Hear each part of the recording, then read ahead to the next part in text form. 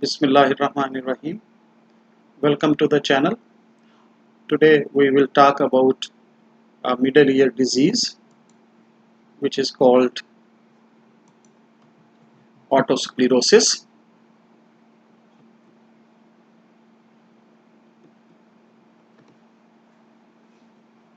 So this is basically primarily involves the otic capsule, and this is characterized by abnormal removal of mature bone by the osteoclasts,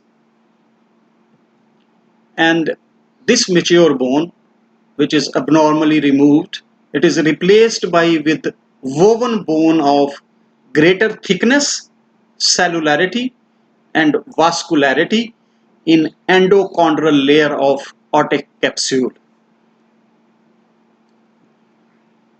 What is this otic capsule? From our knowledge of anatomy, we know that the labyrinth is a membranous labyrinth, and this is bony labyrinth, and there are inner ear fluids which are perilymph and endolymph.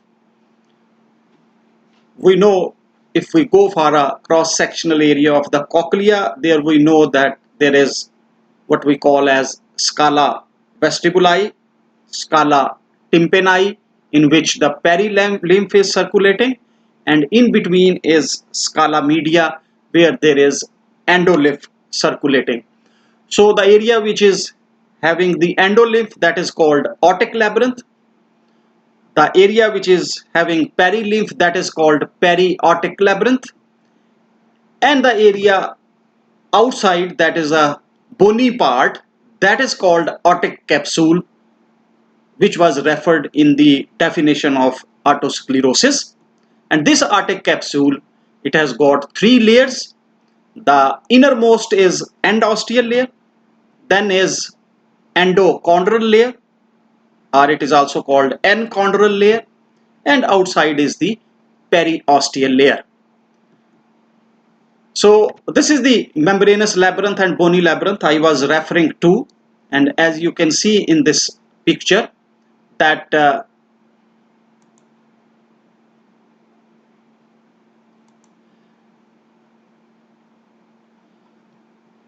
this is the scala vestibuli and this is the scala tympani. In both is the perilymph. This is the membranous labyrinth, which is scala media, and there is endolymph, and this is outside is the bony labyrinth, or this is the otic capsule about which we are talking about. Now if we closely observe this otic capsule is having three layers. The innermost is this thin layer, this is endosteal. Then this layer, it is the endochondral layer or enchondral layer, and outside is the periosteum. And this is the endochondral layer where this otosclerotic pathophysiological phenomena starts. So that's why in the etiology they say, because this is basically is made up of cartilage mainly, which is later on converted into a mature bone. But if this process is changed and this dense bone is being replaced by spongy bone due to these cartilaginous rests which are there, then the process of atosclerosis starts. And this is the endochondral bone where it starts, endochondral layer, and then it involves the endosteal and periosteal, means all the layers of the otic capsule. So primarily this is a metabolic bone disease of the otic capsule and ossicles, which results in the fixation of the ossicles, leading to the progressive conductive type of hearing loss. It may involve the cochlea, or it may be specifically specified only in the cochlear region. Then we call it as cochlear otosclerosis. If it is purely involving the cochlea, then of course there will be sensory neural hearing loss. Otherwise there will be mixed type of hearing loss. This disease is genetically mediated, autosomal dominant with incomplete penetrance, In more than 70% of the cases, the disease is involving both the ears. So there will be bilateral hearing loss. It is more common in females as compared to males. The age group, young age group from 15 to 40 years of age, they are usually involved, and the manifesting age at peak is seen in third decade. They have examined the bone and this inner ear of the on postpartum examination, and they found it in 10% of the population there is prevalence of histological autosclerosis, but only 1% overall prevalence of clinically manifested autosclerosis. So it means the prevalence is more in the population, but clinical manifestation is far less as compared to its prevalence histologically. So, and at the same time, on postmortem examination in histological autosclerosis, male and female ratio is equal, while clinical manifestation, as I just mentioned, the women, they outnumbers the males. 2 to 1 is the ratio in clinical autosclerosis. There may be the reason that there is progressive increase during pregnancy and menopausal states. That's why clinical manifestation is more common in females. And as I just mentioned, both ears are usually involved. 15 to 40 years the age bracket which is usually involved. Peak is in third decade of life. Youngest presentation which is mentioned in the literature is at 7 years of age. Oldest presentation is at 50 in 50s. 0.6% of the individuals less than 5%, less than 5 years of age, they have foci of autosclerosis. So this is a bony disease where there is resorption and formation of the new bone, and this is limited to the temporal bone and ossicles. Its exact cause is not known, but many factors have been proposed or attributed as an etiological factors. For example, hereditary, because in 2/3 of the cases there will be positive family history of autosclerosis. Then it can be a part of certain syndromes.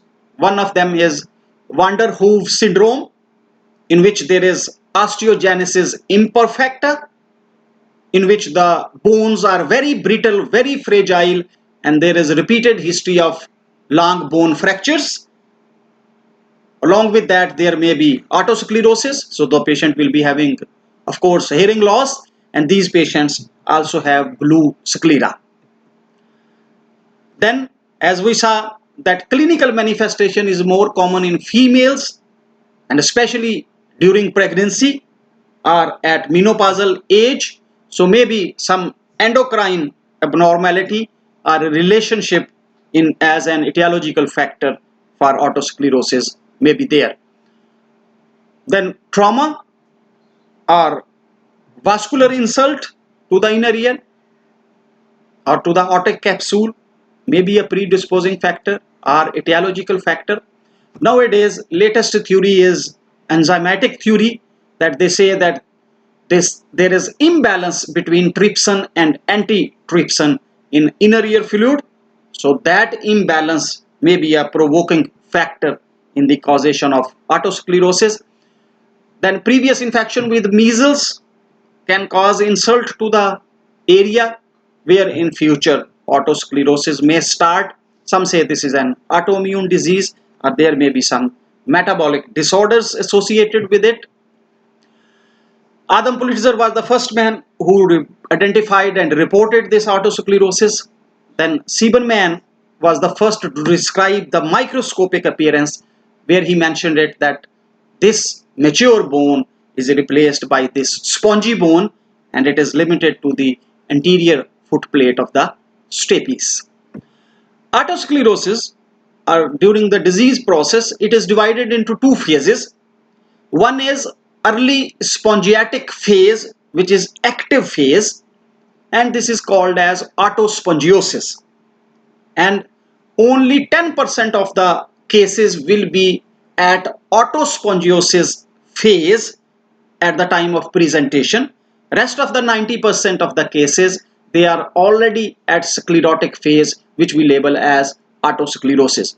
So in autospongiosis, which is active manifestation of future autosclerosis, of course there will be osteocytes, histiocytes and osteoclasts, because at this phase resorption and at the same time the new bone formation is going on. So all types of cells will be present there, and it will stain blue on using routine this hematoxylin and eosin staining.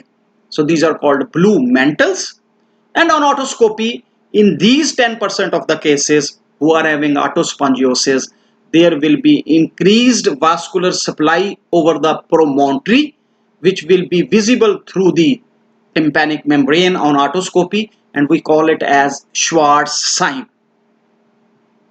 We also call it as Flamingo's sign. I just come to that.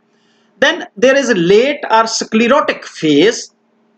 Here the formation of new bone in resorption areas, that the bone has been resorbed and now there is formation of new bone, and this new bone, of course, it is more dense and sclerotic, so that's why it is a sclerotic phase, or we call it as autosclerosis. And as I just mentioned, more than 90% of the patients will present in at this phase, and it stains red on using H&E staining. It starts in endochondral bone, then involves the endosteal and periosteal layers of the otic capsule and even the membranous labyrinth as the disease progresses. So coming back to this Schwartz sign, which is present only in autospongiosis, there it is also called Flamingo's sign. In active autosclerosis, this congested area is seen through the tympanic membrane, which is due to the increased vascular supply over the promontory as a flamingo pink blush or Schwartz sign. So from discussion till now, you have a very clear idea that autosclerosis may be of stapedial type, cochlear type or histological type. Histological, as I told you, 10% is the prevalence rate, and only 1% will present as clinical manifestation of the disease. Rest of will never present clinically. Most common presentation is of stapedial autosclerosis, and there will be very few cases of cochlear, purely cochlear autosclerosis. And from stapedial autosclerosis, the most common site which is involved is what we call as fistula antifenestrum, which is just nearby the anterior crura of the stapes. So fistula antifenestrum is the most common site which is involved, or this disease process starts in the stapedial autosclerosis. Then there can be posterior focus, the lesion spreading from posterior oval window to annular ligament. Then it can be circumferential, as the name indicates that the lesion, it flows obliterating the annular ligament which is surrounding the foot plate of stapes. Then there can be biscuit type, in which there is no involvement of the annular ligament, but whole entire foot plate of the stapes is involved. So that's what we call as biscuit type. And the last and most severe form will be obliterative type, in which not only the whole foot plate of the stapes but also the annular ligament is also involved. So diagrammatically, this is the fistula antifenestrum anteriorly, where the focus can start, or posterior focus, or this circumferential type, that annular ligament all around but foot plate of the stapes is spared. This is biscuit type, in which whole foot plate of the stape is involved, but annular ligament around is not affected. And this is obliterative type, where you can see that whole of the foot plate of the stapes along with annular ligament is involved.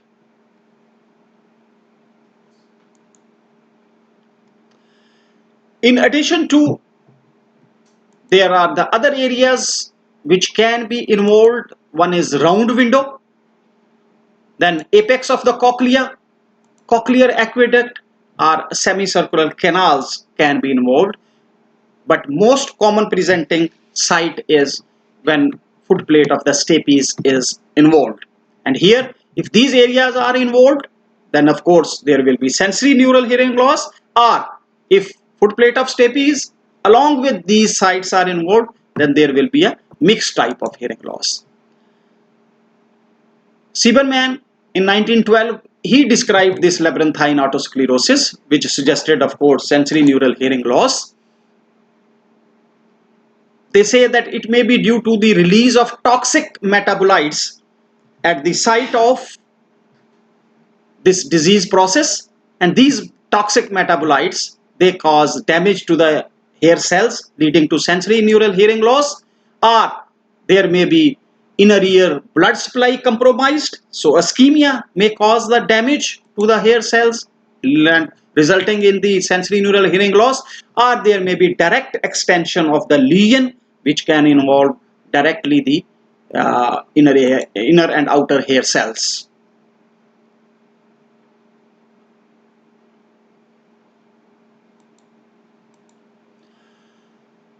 So history will be important, and history will show us presenting feature will be, of course, conductive type of hearing loss.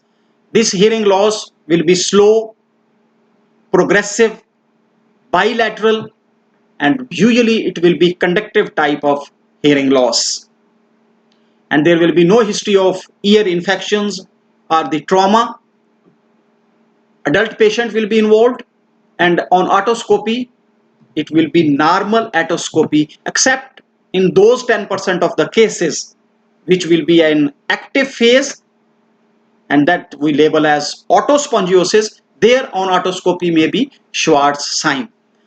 Then these patients, they will be having a phenomena which is called as paraacusis willisii. This paraacusis willisii is very interesting phenomena, that these patients who will be having hearing loss, they will claim that they hear better in noisy environment.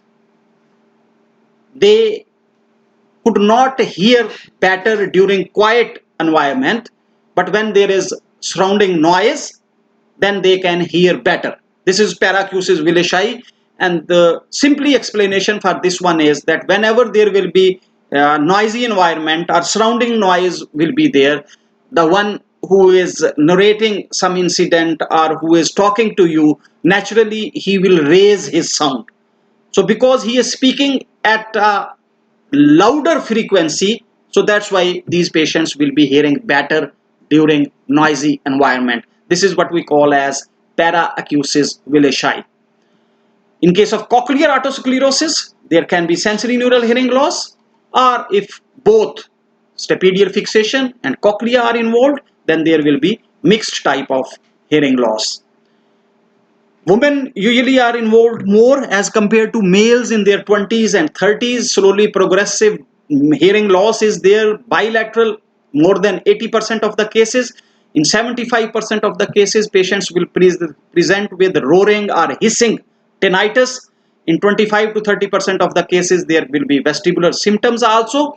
Now, these patients, their own voice will be monotonous and well modulated soft speech, because we raise our pitch of our voice according to the feedback of our own voice which we are receiving from our own ears, because these patients are having hearing loss, so they could not hear themselves properly, so they try to talk at a lower pitch and as a soft speech, so their speech is monotonous.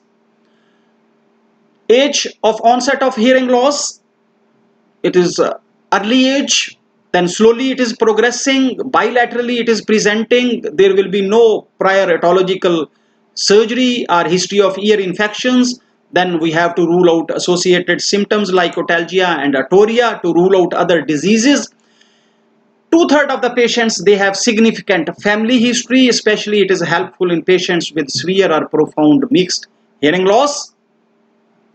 On automicroscopy, basically we have to rule out other disorders which can cause conductive type of hearing loss like middle ear effusions, tympanosclerosis, tympanic membrane perforations, cholesteatoma or retraction pockets, which will be there on automicroscopy. But in case of otosclerosis, otoscopy will be normal except in this 10% of the cases where the disease is otospongiosis and there will be a red hue in the oval window niche area which we label as Schwartz sign, and then we should go for pneumatic otoscopy to differentiate it from Malleus fixation. Clinically we can do the tuning fork test, and tuning fork tests, of course, they will depend upon which type of otosclerosis this is, and as the stapedius is involved usually, so there will be conductive type of hearing loss, so Rini will be negative. Negative Rini means bone conduction is better than air conduction, because in more than 75 to 80% of the cases the disease is bilaterally involving. So the Weber will be lateralized towards the worse ear or towards the more affected ear. So this will be the result of the tuning fork test. If we go for ABC test, there will be not much difference until there is cochlear involvement, in which case the bone conduction, those bone conduction in case of patient will be reduced in comparison to the examiner. So with that we come to end of this discussion, and we will continue in part 2 about investigations and treatment. Thank you very much.